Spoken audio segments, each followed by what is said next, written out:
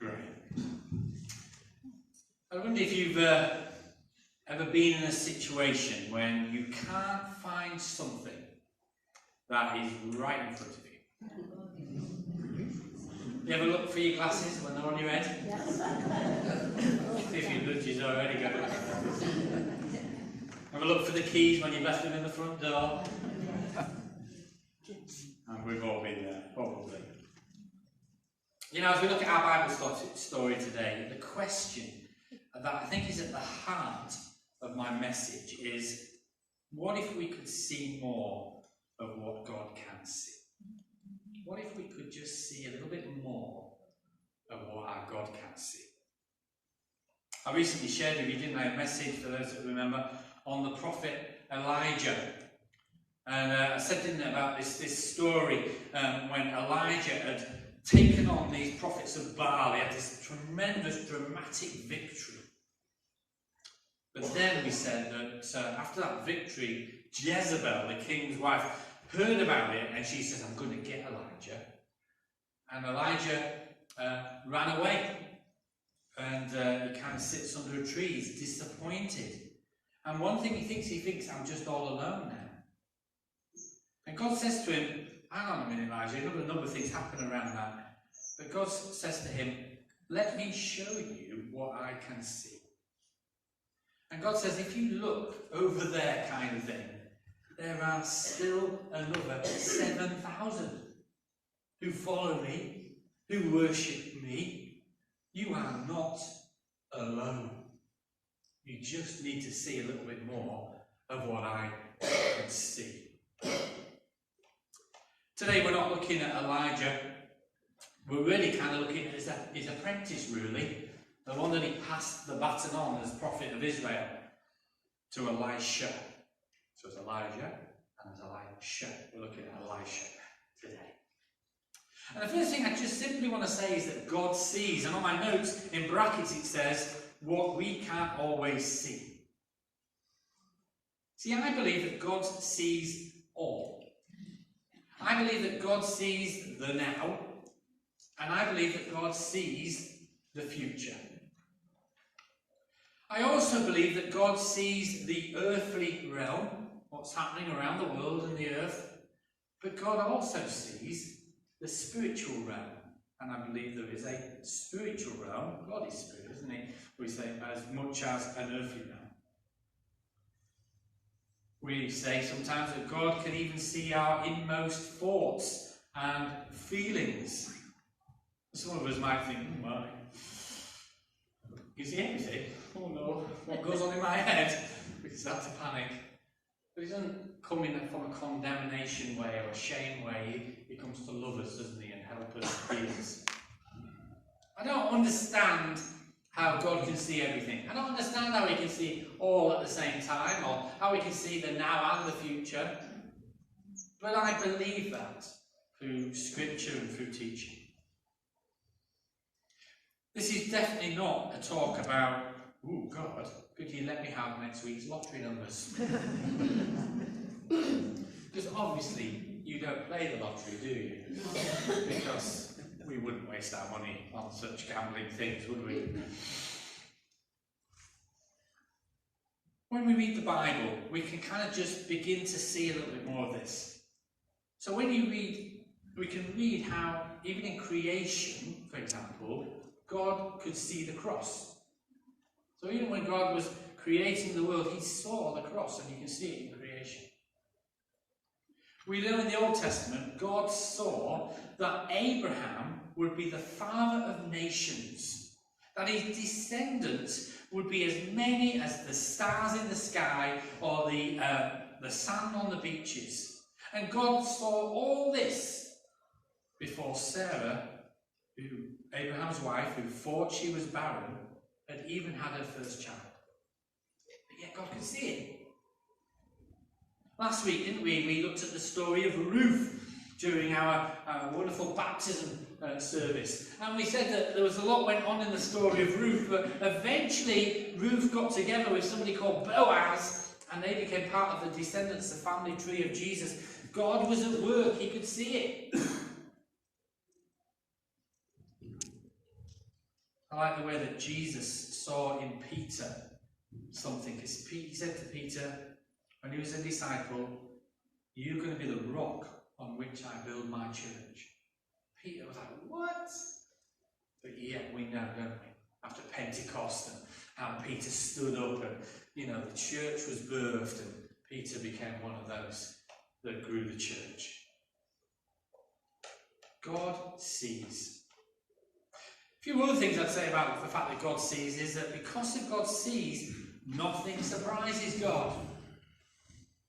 So when an event happens in the world or when an event happens around our lives, God's not like, "Oh, I didn't see that coming." He knew. He could see it before it came to be. He knew what was going to happen. And he's still sovereign. I'd also say that God sees the plans and the purposes that he has for each one of us. We talk about the fact, and we often use the words in Jeremiah, that God has plans and purposes for every single one of our lives. And God sees that. And that God can orchestrate and he can work away and he can bring about in timing. God has plans and purposes for each of our lives. I thought about the famous poem. We've got it in the entrance over in that side of church. Footprints. It comes from Daniel's grandma, isn't it? And that famous poem, Footprints, when that person looks back, doesn't he? And sometimes we don't see until we look back and we go, "Oh, of course, that's what he was doing." So it's not sometimes what God sees, but we don't always see maybe until we look back. But actually, sometimes we don't see it all. Or maybe we will one day when we get to heaven. And we used to say to me when they watch the video, and you think, "Oh, well, heaven, they'll have DVDs." No, they probably don't now. There's Netflix. You kind of think, what does heaven have now? And they said, "On record." Maybe we'll find out one day. And in all this, I'd like to think that as we think about those things, how God sees, one thing I'd like us to hang on to is because of that, we can always put our trust in our God. Always. So, if God sees, what if we could see more of what God can see?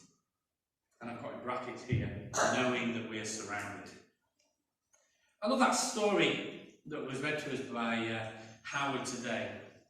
Just to kind of go through it a little bit more, just to kind of help you to understand it. Maybe some of you know it well from 2 Kings 6. What we have in that story is we have the Syrian king, Aram, and he did not like Israel. And they were at war with Israel. But what was happening is, when they were going to attack Israel, God would tell the prophet Elisha what was going to happen, so that the king of Israel could basically kind of defend it or make sure that he was in a position when the attack came. When this kept happening time and time again, King Aram got upset. Of course he did. He was like, "Whoa, what's going on?" And at first he thought, there must be somebody in my own ranks. There's somebody on my own team who's close to me. They're telling what I'm going to do even before I do it. They're kind of grassing on me to the enemy. And he sort of says to his generals, "Come on, who is it? What are you doing?" And they said, "Hang on a minute, it's not us." He said, "It's because of the prophet Elisha." In verse 12, did you hear it? These guys who were kind of stood before King Aram said this, "None of us, my lord and king," said one of his officers, "but Elisha, the prophet who is in Israel, tells the king of Israel the very words you speak, even in your bedroom." See, God sees. Obviously, King Aram, not particularly happy about all this. So he basically says, "Well, where is this Elisha? Where is he? Because I need to know where he is so that I can go and get him. Because if he's telling the king of Israel my plans of attack, I need to sort him out. Where is he?" And they kind of find that he's in a place called Dothan. So the king sends this big army to Dothan, and he surrounds Dothan. He's not going to escape Elisha. "I'm going to get this guy because I want to win the war." And then what happens is Elisha's servant wakes up and he goes outside. You can imagine kind of waking up. And he goes outside, he's like, oh, and he looks around and it's like the king's army is surrounded them. And I love what he says, and I kind of think he says it in a more Yorkshire accent. Because he goes, oh no! My lord, oh no! What shall we do? A bit of a northern accent. I can just imagine it. Oh no! What shall we do? You can imagine it. But I love Elisha's reply. Did you hear it? He says, don't be afraid, the prophet answered. Those who are with us are far more than those who are with them.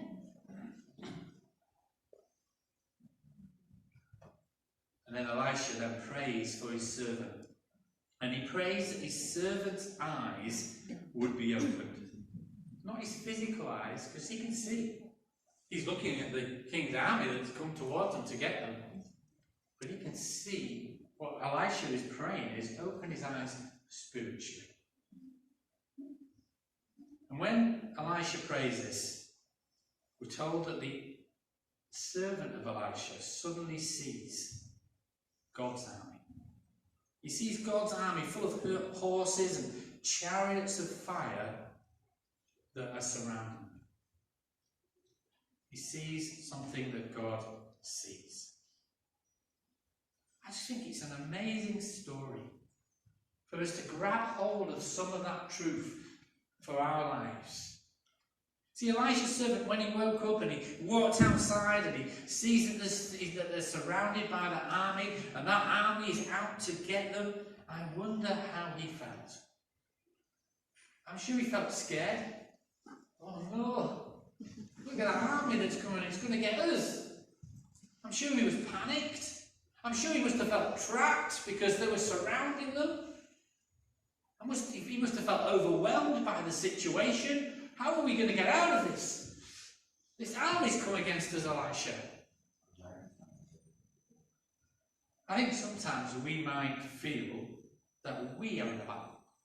At times, I know when we talk together and we talk to people, life can be like that. We feel like we're in a battle, don't we? Life and circumstances. Maybe we feel we're in a battle because of relationships. Maybe we feel hardship is there, or we're caught in addiction or mental health, or we feel that God's enemy is pressing in on us. But we know that at times in our lives we feel that we're in a battle. It is uncomfortable. And we might sometimes feel that the battle, or whatever those things are surrounding us. And when those things feel like they're surrounding us, when those things feel like they're coming against us, it brings into our lives things like fear. It brings in things like we just feel overwhelmed by the situation. We might feel anxiety. We might feel like we're trapped in some way. We might feel like there is no escape.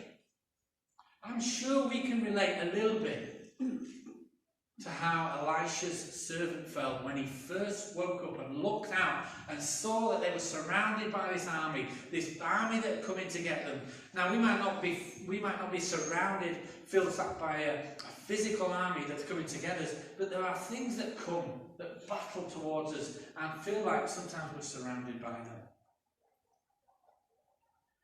But then in our Bible story today, the servant first hears the words of Elisha. Don't be afraid, the prophet answered. Those who are with us are far more than those who are with them. I think we need to hear those words sometimes. God says those words, you know what? Yes, you might feel you're in a battle. Yes, you might feel that things are coming towards you. And there's all kinds of stuff and you can't hope. But I am with you. And the thing, and I am big. And then we're told that the servant sees what Elisha sees. Elisha prays for him and he says, open his eyes, Lord, so that he may see. Then the Lord opens the servant's eyes and he looks and he sees the hills full of the horses and the chariots of fire all around Elisha. It's the army of God. The spiritual army of God is surrounding the earthly army and protecting Elisha. I wonder how Elisha's servant felt when he saw that. When he was full of fear, full of being overwhelmed, full of anxiety, full of feeling trapped, and then he sees that he is surrounded by the army of God. That fear must have changed to faith. And so much more. And my thought this week is that when we are in the battle, when we feel we're surrounded, that we might see more of what God sees.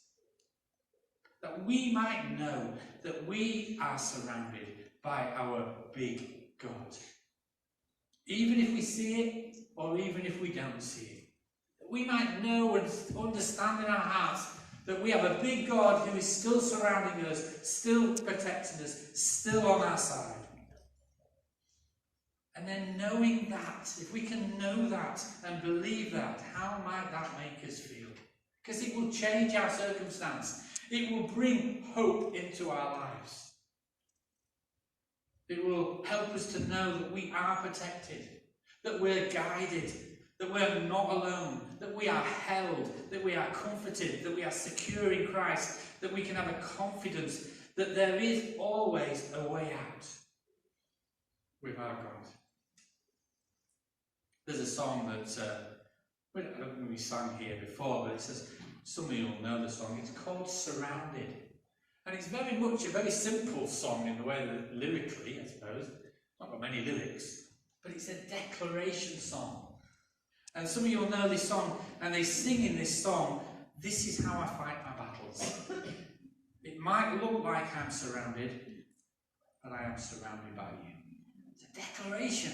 It might look like I'm surrounded by the things that are coming against me in this world. My relationships are struggling, I'm financially in trouble, I feel the enemy's coming towards me. It might look like, oh no, but we can know that I'm surrounded by you, God. We sing a song, we're going to sing it a little bit later, in Jesus' name. It says things like this, God is fighting for us, God is on our side, pushing back the darkness, carrying our burdens, covering our shame. God is fighting for us. So my prayer today is really simple. It is just open the eyes of our hearts. You watch that catchphrase programme on telly? You watch catchphrases? And they have a little catchphrase and they have to try and work it out. But then once they've worked it out, there's like a special one, isn't there, that has lots of squares. And then if they get an answer, they get a square revealed. You know, and you think, well, I've got an answer to get this top square. Boom! And nothing there. You can see a little bit of something moving in it. You've no chance, and I might get another one somewhere. It's really hard when you've just got a little bit of the picture to even understand what's going on. I just think to ourselves, because in that illustration, I suppose, we just need the picture. We need more to be. The more you get revealed, the more chance of seeing. And more my prayer is that God just might reveal more to us, really. When I read this story, I just think, more. I want to see more, God.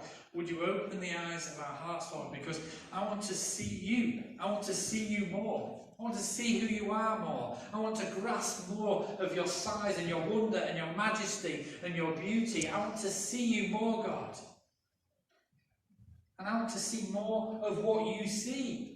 Because I think God sees stuff that like in this story where God knew Elisha could see it. He knew that they were surrounded by God's army.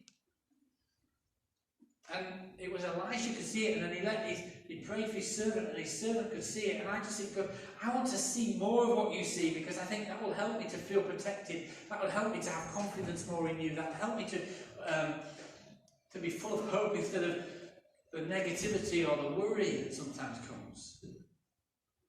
Open the eyes of our hearts, Lord, spiritually. Help us to see that we are surrounded by you, God. Especially when we're in the battle. Especially when we're in the battle. And just a little note on that. I've got my notes. It just says this. I'm still going to trust God even when I don't see. Because sometimes we won't see it the way we want. God will show you as I guess we need to see. Maybe he wants us to show us more, but we just need to push into it. But even when I don't see, that's the test. I'm going to try and trust my big God. Let me read to you just a little bit from Psalm 139. I thought it was appropriate. O Lord, you have searched me and you know me. You know when I sit and when I rise. You perceive my thoughts from afar. You discern my going out and my lying down. You are familiar with all my ways. Before a word is on my tongue, you know it completely all. You hem me in, behind and before. You have laid your hand upon me. Such knowledge is too wonderful for me, too lofty for me to attain. Where can I go from your spirit? Where can I flee from your presence? If I go to the mountains, you are there. If I make my bed in the depths, you are there. I rise on the wings of the dawn. If I settle on the far side of the sea, even there your hand will guide me. Your right hand will hold me fast. I say, surely the darkness will hide me, and the light become night around me. Even the darkness will not be dark to you. The night will shine like the day, for darkness is as light to you. Just reminds us, doesn't it, that we are surrounded by God, that he knows everything that's going on around us, even now, and he loves us, and he's on our side, and he's on the battle with us. I just love that story, because I think in that story spoke to me this week, that we need to declare again that this is how I fight my battles. But it might look like I'm surrounded by stuff that's going on around me that worries me and I'm not happy about, but actually we're surrounded by it. And as we listen, I'm going to play that song, because I think it's just a declaration song, so we'll know it, and then I'll just finish off and we're going to go towards worship and communion. But use this song to let those thoughts speak to us today.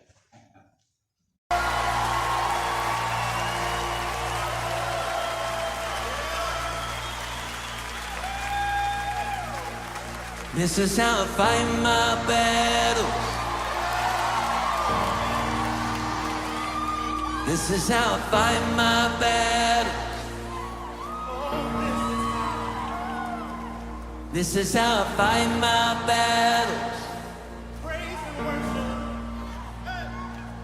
This is how I fight my battles. That's what we're doing tonight. It may look like I'm surrounded, but I'm surrounded by you. It may look like I'm surrounded, but I'm surrounded by you. It may look like I'm surrounded, but I'm surrounded by you. It may look like I'm surrounded, but I'm surrounded by you. This is how I fight my battles. This is how I fight my battles. This is how I fight my battles. This is how I fight my battles. This is how I fight my battles. This is how I fight my battles. This is how I fight my battles. This is how I fight my battles. Yeah. It may look like I'm surrounded, but I'm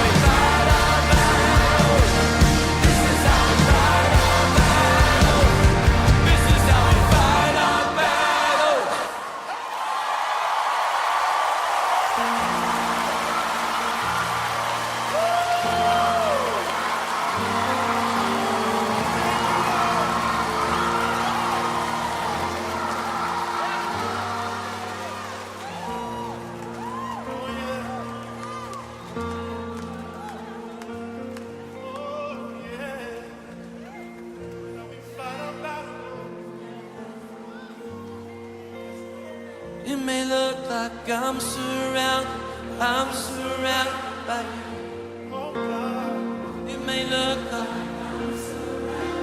I'm surrounded by you, Lord. Oh yeah. It may look like I'm surrounded by you. It only looks like it. It may look like I'm surrounded by you. This is how we fight our battles. This is how we fight our battles. This is how we fight our battles. This is how we fight our battles. This is how we fight our battles. This is how we fight our battles. This is how we fight our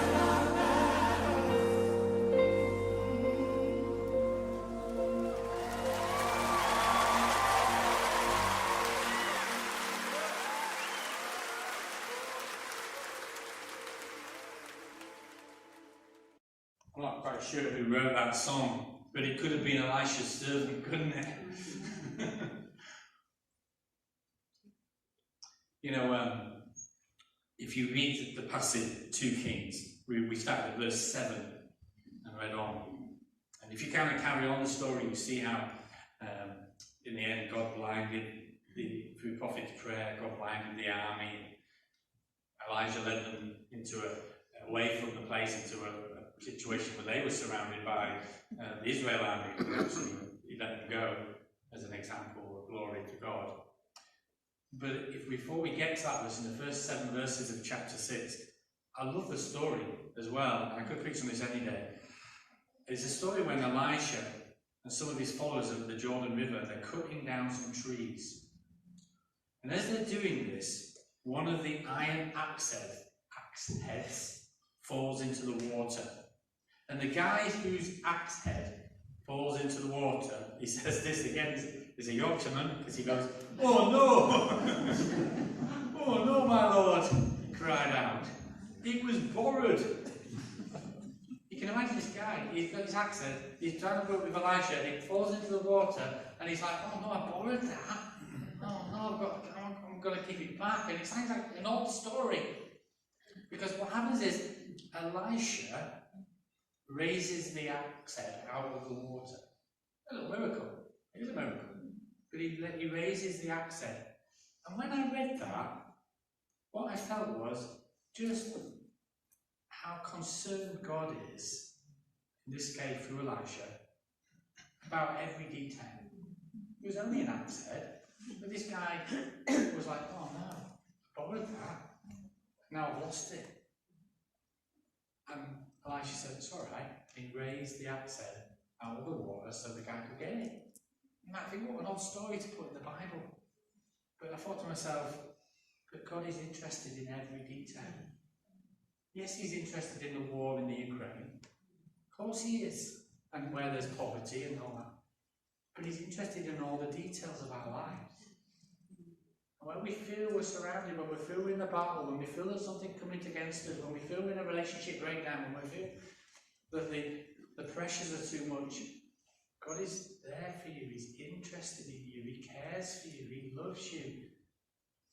And he's in the battle with you, and he surrounds you with his love and his care and his protection. But we might just see more of what God sees. That's my prayer today. And this will help us to fight our battles with a confidence, not necessarily in ourselves, but he's a God who surrounds us, who's on our side.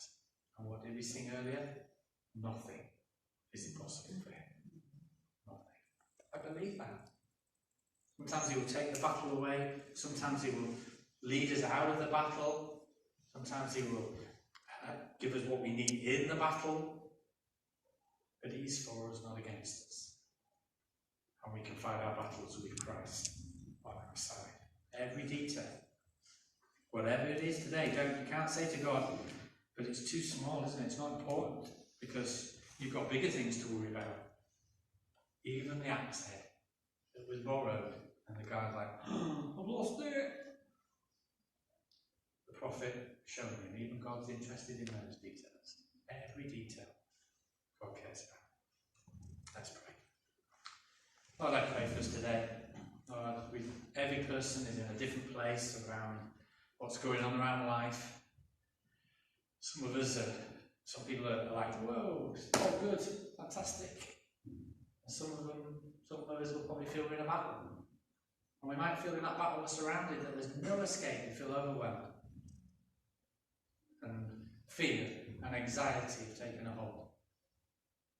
Lord, would you open the eyes of our heart? Would you open not just our physical eyes, but our spiritual eyes? That we might have a confidence in who you are on our side. Show us, God, that you surround us with your love, with your protection, with your care, with your strength and hope. Lord, this is how we fight our battles. That when the world surrounds us, we know that we're surrounded by you. Give us confidence in your name today. In Jesus' name I pray.